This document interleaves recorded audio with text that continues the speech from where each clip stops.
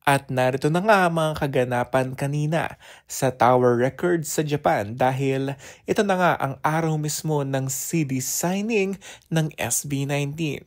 Napakaganda dahil napaka-successful at dami talagang mga 18, hindi lamang mga Pinoy, maging ang mga Japanese talaga. Tingnan mo ito, talagang umiyak talaga ng umiyak at syempre pinunasan ng luha ni Ken. Sana all na lang ang mga fans, hindi ba? Kaya naman masayang-masaya tayo dahil napakaganda ng event kanina.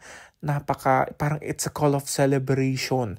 Ito rin, bata din, pero tingnan mo, fan na kaagad ng SB19.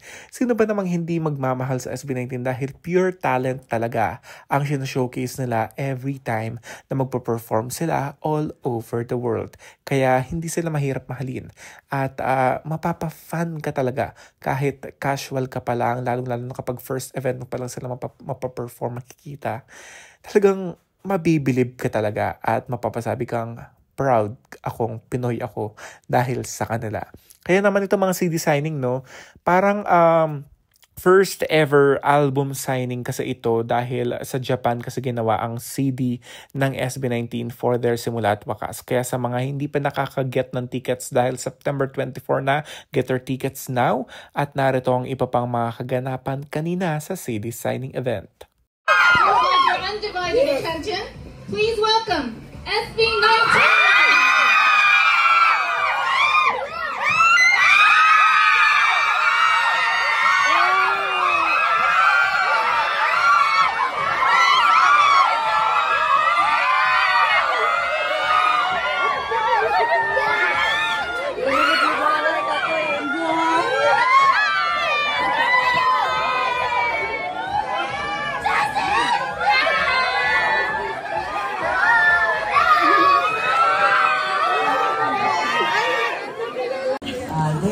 I think this is the first time we're doing this kind of event through Tower Records. So I hope we enjoy for today. Love you, and also we should see you in our concert. Thank you so much.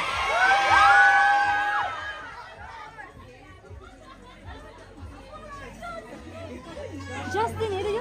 All right, then we'd like to begin. First 5 people, please. 사진撮って.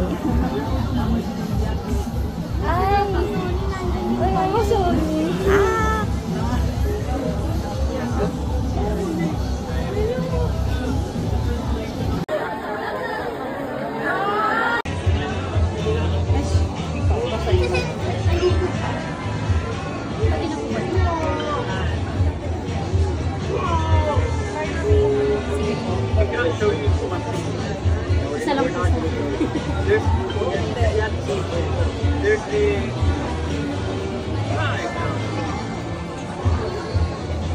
holy! We can see the translation of the title.